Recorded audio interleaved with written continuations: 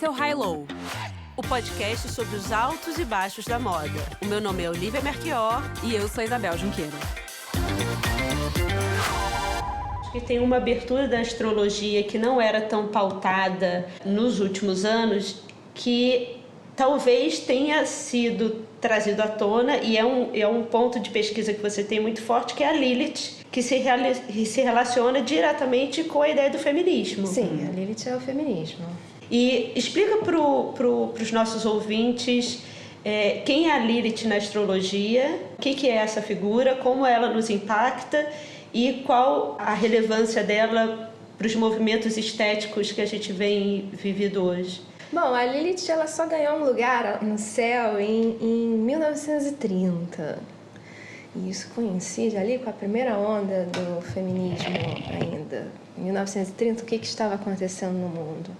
Era o período entre guerras, tinha uma outra guerra já prestes a estourar, a Segunda Guerra Mundial, mas naquele momento já ainda como uma ressaca da Primeira Guerra, as mulheres estavam reivindicando direito a voto, as mulheres estavam ocupando os postos de trabalho deixados pelos homens. Então já havia ali toda uma movimentação social de empoderamento feminino. Agora a Lilith, quem é esta mulher? Ela está no berço da nossa civilização, ela é suméria. Ela é a primeira mulher, não é isso? Ela é a verdadeira primeira mulher da Gênese bíblica, embora ela tenha sido excluída da Bíblia. Mas antes mesmo do Antigo Testamento, a Lilith, ela surgiu na Suméria. O registro mais antigo que temos dela é de 7.000 anos antes de Cristo. Então estamos falando ainda de um período matriarcal em que diversos povos estavam se fixando naquele território que hoje é o Oriente Médio, naquela época chamávamos de Mesopotâmia. Vários povos deixaram de ser nômades, começaram a desenvolver a agricultura, o que os fixou num determinado solo. E ali desenvolveu-se também a linguagem, a astronomia, a astrologia, que era uma mesma coisa no primeiro momento. A Lilith suméria era uma demônia. Então, nesses povos matriarcais, eles adoravam a deusa. Cada povo tinha a sua deusa. Mas a deusa em si, ela era tudo. Ela era a terra e a natureza, ela era o céu, ela era a grande mãe que dava vida, ela era também aquela que ceifava a vida e trazia a morte, o inverno e a terra onde tudo se decompõe.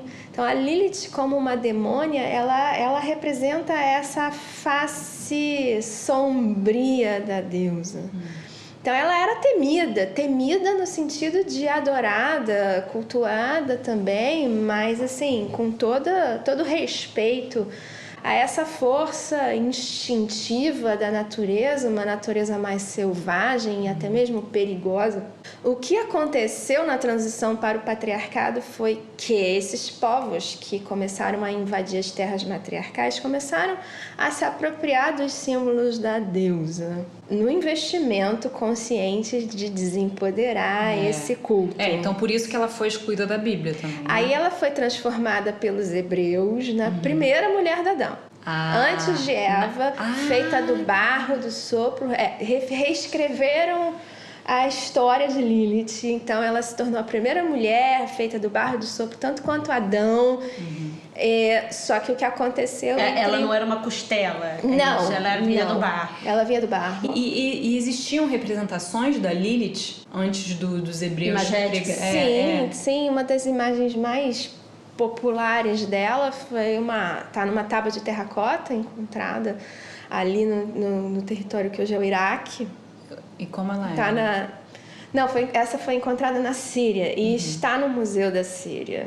É a imagem mais famosa dela, ela como uma mulher, só que ela tem garras ao invés de pés, e ela tem asas, e ela tem um adereço de cabeça como se fosse uma serpente enrolada em forma de triângulo, e ela segura dois objetos que, enfim, não sabemos até hoje muito bem o que significa, mas parece ser, de certa maneira, algum tipo de arma, né, nas mãos. cercada de corujas e felinos. Essa é a imagem da Lilith pré-bíblica, a Lilith demônia. Ela muito associada às corujas como pássaro noturno. Na Bíblia, então, ela como primeira mulher de Adão, o que aconteceu entre eles no paraíso foi uma crise conjugal. Ela foi questionar o Adão por que ela tinha que ficar sempre embaixo durante o sexo. Adoro. Em que registro sabe-se? Pois é, perdemos. Se ela realmente figurou na Bíblia, nós perdemos esses registros. O que temos são comentários de rabinos nos escritos sagrados judaicos sobre o que teria sido essa passagem. Esses comentários constam principalmente no Zohar, mas há menções a ela também no Talmud, enfim. E numa obra cabalística que é uma sátira, que é o Alfabeto de Ben Sirá. Há uma sátira às escrituras, ela também consta ali. Então não sabemos exatamente como foi essa passagem, porque esses comentários são contraditórios. Então tem rabino que diz que ela foi perseguida quando ela e Adão se desentenderam, ela não aceitou a submissão, ela pegou e foi embora do paraíso porque quis, não foi expulsa. Então tem rabinos que dizem que ela foi perseguida e morta pelos anjos que Deus mandou atrás dela. Tem outros que dizem que ela foi e se isolou numa caverna no Mar Vermelho, onde ela viveria livre, teria encontrado Lúcifer no caminho e gerado uns demoninhos pelo mundo, coisas assim. Bom, o que aconteceu foi que ela foi possivelmente mesmo excluída da Bíblia, ela foi esquecida pela história, e esse princípio que ela representa foi reprimido na nossa psique coletiva. E de 1930 para cá, ela recuperou um lugar no panteão dos deuses. Você acha que foi exatamente por o movimento feminista? Isso foi um investimento consciente de desempoderar as mulheres e o culto à deusa, porque a Lilith ela era uma face sombria da deusa, a deusa mais como morte, vamos dizer. Entendi. E aí o que a Bíblia fez foi transformar esses símbolos da deusa em representações do mal. O jardim do Éden, ele era o jardim da imortalidade da deusa. Aquele fruto proibido, ele era o néctar divino que era oferecido pela terra em abundância. O culto à deusa, ele era uma religião de êxtase, super sexual, e de repente a mulher ela é o mal e o sexo é um pecado. A serpente ela era um símbolo da deusa. Por quê? Porque a serpente ela troca de pele, porque a serpente hiberna no inverno, porque ela tem essa característica cíclica de transformação. Bem, então queriam enquadrar as mulheres dentro do Bela Recatada do Lar, o que a Lilith era o oposto disso. Ela é um princípio de transgressão, esse instinto, essa força selvagem que ficou reprimida em nós, foi reprimida em nós. Ela, que a Lilith, ela só começou a ser reintegrada na psique coletiva e individual de 1930 para cá. E o que aparece no céu é porque está chegando a nossa consciência. Então, a Lilith que há em nós se revoltando contra essa dominação patriarcal. E aí, agora nós já estamos o quê? Na terceira onda feminista e ela está mais poderosa do que nunca. Mas eu sempre digo para as mulheres, principalmente aquelas que têm a Lilith mais forte no mapa astral, porque todas temos... mas onde ela está mais presente? Todas temos, homens também têm Lilith no mapa astral. Até bem pouco tempo eles tendiam a projetar mais as suas Lilith sobre as mulheres de sua vida, encontrar essa Lilith nessas mulheres, mas agora eu já começo a ver um movimento dos homens também começarem a entender como é a sua própria libido, o seu desejo. Mas as mulheres, assim, aquelas que têm a Lilith em destaque no mapa astral, por exemplo, um Sol em conjunção com a sua Lilith, no mesmo signo, a Lua em conjunção com a Lilith, a Vênus em conjunção com a Lilith, uma Lilith muito próxima ao ascendente, uma Lilith no meio do céu. Esses são pontos que dão um destaque para a Lilith na construção da sua personalidade. Então acaba que você se torna uma mulher mais Lilith. E como mulher Lilith, você vai ter que transgredir algumas regras. Mas, por exemplo, no mapa astral, onde está a Lilith? Porque eu sempre vejo assim, a casa de sei lá o quê. A Lilith é a Lilith. A Lilith. Mas É tipo Sol, Lua. Olha, Não, eu o que me metendo. acontece... O quê? Acho que é isso. É isso, mas tá vendo? sendo que ela não é um corpo celeste, ela não tem então, massa. não é um... Tá. Ela é um ponto na órbita da Lua ao redor Aqui, da ó. Terra.